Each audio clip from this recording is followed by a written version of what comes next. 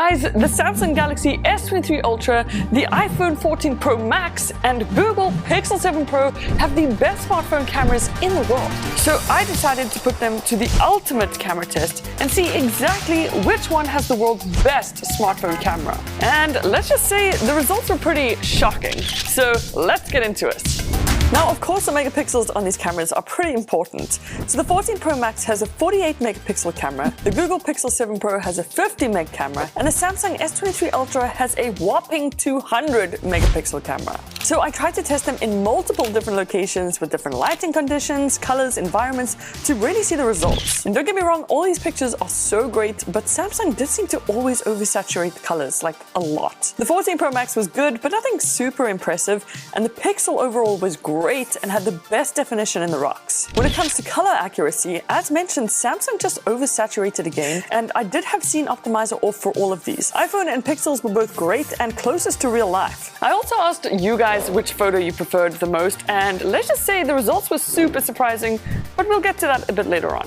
When it came to the ultra-wide, once again, Samsung oversaturated, and to me it's just so noticeable. The iPhone was way too dark, but Pixel handled everything really well, and it is slightly wider than the other two. So then I wanted to test out all their dynamic range in full-blown sunlight. So just keep in mind, I was in direct sun when I took these pics, and the S23 Ultra did a good job, but it was a little bit dark. The 14 Pro Max and Pixel 7 Pro looked the most similar and definitely had the most details in the shadows, especially on those buildings. And because of all that, I would say the best point-and-shoot camera has got to go to the Pixel 7 Pro, but not by a landslide.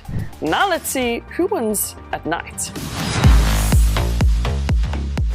Now onto night shots. I had so much fun testing these out, and I made sure all three phones had night mode turned on just to make sure they were using the right lenses specifically for low light shots. And let me just say, it is shocking to me at how well these three phones did at low light, but when you zoom in, you'll notice the Pixel handled lighting and details much better than the other two. It's actually so hard to tell these three pics apart, but when you look at the cloud, the Pixel was a bit cool tone, iPhone was a bit warm tone, and Samsung seemed to get it just right. But what's even more crazy is that all these phones' cameras have gotten so good, you can take pictures of the stars or the night sky with them. That's just out of this world. So even though they all have night mode, the outcomes were not equal. iPhone's pics were so noisy, Samsung's color was good, but Pixel definitely had the most detail. So I'm not gonna lie, that was a pretty tough round between Samsung and Pixel, but Pixel just came in with that detail every single time and nailed those night shots. Well done, Pixel. Okay, so the zoom capabilities on these phones are actually quite different from one another. For optical zoom, the Pixel 7 Pro has 5 times, the 14 Pro Max has 3 times zoom, and the S23 Ultra has 10 times optical zoom. So in case you didn't know, this type of zoom is where the camera actually mechanically zooms in, so the quality is generally really good. And there is no doubt about it, Samsung's optical zoom is impeccable. It has the most amount of zoom and detail by far. Then for digital zoom, the Pixel 7 Pro has 30 times, the 14 Pro Max has 15 times, and the S23 Ultra has 100 times zoom. And so now digital zoom is where the phones actually use software to enlarge the image, and generally the quality is lower. So I didn't test this with pictures of the moon, but you'll see on Big Ben, Samsung smashed it out the park. iPhone couldn't even really compete, and Pixel did a pretty good job. So it's safe to say that Samsung definitely took the zoom round and did an amazing job at not only optical zoom, but also digital zoom. So that's how they look far away, but how do these cameras compare close up? On to macro mode, and this is all about picking up tiny details that you wouldn't normally see with the human eye, and you'd be amazed at what these cameras can capture. So here's a picture I took of sea stones, and while the Pixel did not do too badly, Samsung had more detail and some nice colors. Here's an even better example I took of the inside of a flower, and Samsung did just have more detail where you can even see this like a furry texture. And what's also nice is all three of these phones actually automatically switch to macro mode as soon as you get close to a subject. So I thought there would be a pretty big difference between how close you can get to the subject, but they're all pretty much the exact same. So here's another example I took of a $1 bill, and I'm not gonna lie, they all did a great job, but when you zoom in even more on a macro shot, it's only then that you really see all the different details. Honestly, Samsung surprised me with this one because it was able to pick up a lot of detail. Pixel came second, and iPhone just kind of fell flat for me, so this point goes to Samsung.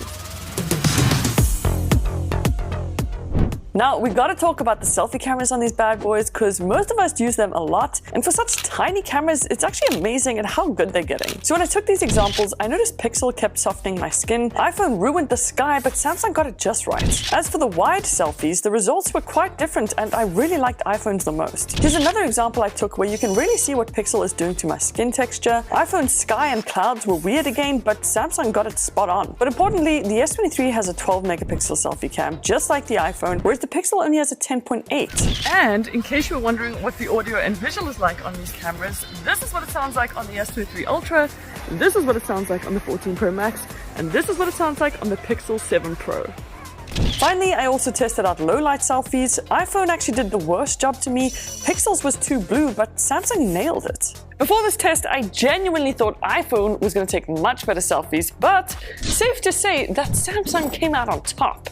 Nice. Also, make sure you sub if you want to see even more crazy comparison videos like this.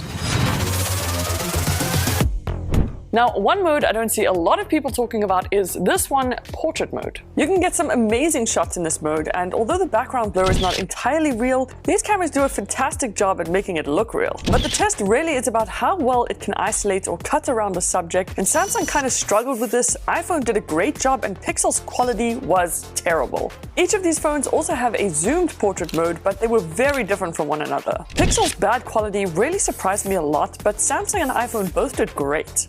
Once again, this felt like a very close call, and I think most of this does come down to personal preference, but the iPhone just does do a better job at isolating the subject, which is kind of the entire point of portrait mode.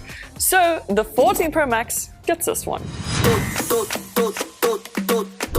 Okay, so with video, Samsung can film in 8K resolution, which is double what iPhone and Pixel film in. And you might think this gives Samsung a huge boost in quality, so I went to London Central to really test this out. Now, all these videos look amazing, but if you pay close attention to Samsung, the exposure actually shifts a lot. Pixel's color was slightly off, but iPhone was the most color accurate, detailed, and smooth.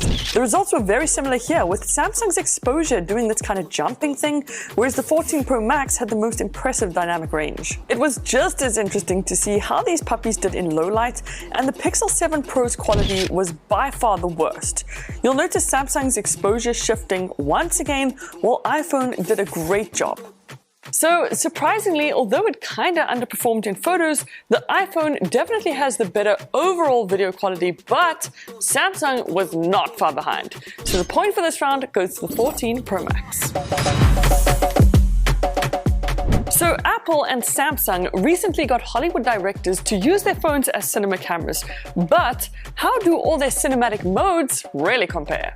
On the Pixel 7 Pro and iPhone, they're both called cinematic mode, but on Samsung, it's actually called portrait video. And how this mode works is it basically adds artificial blur to the background to make things look super cinematic and like it was shot on a proper camera and not just your phone. So the Pixel 7 Pro had lower resolution, and in this example, the color was a bit off. Then if you look at the mountain in the background on Samsung and iPhone, iPhone's was a lot more stable than Samsung's. The Pixel 7 Pro was also the only one that couldn't do a zoomed cinematic mode, while iPhone did a great job at color accuracy, lighting, and also stabilization. And what I really love about iPhone is you can go back and edit the focus and blur after you filmed the video, whereas you can't exactly do that on the other two devices. So clearly Pixel did not compete, and because of that, I'm giving this one to the 14 Pro Max. It was so much more stable, the color was there, and it does just feel more cinematic than the Samsung.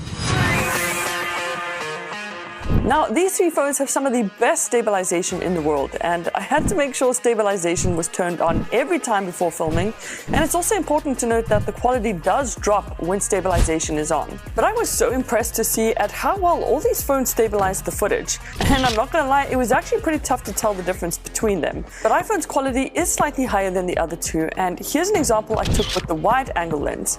Pixel's is slightly less stable, but it's really not that bad.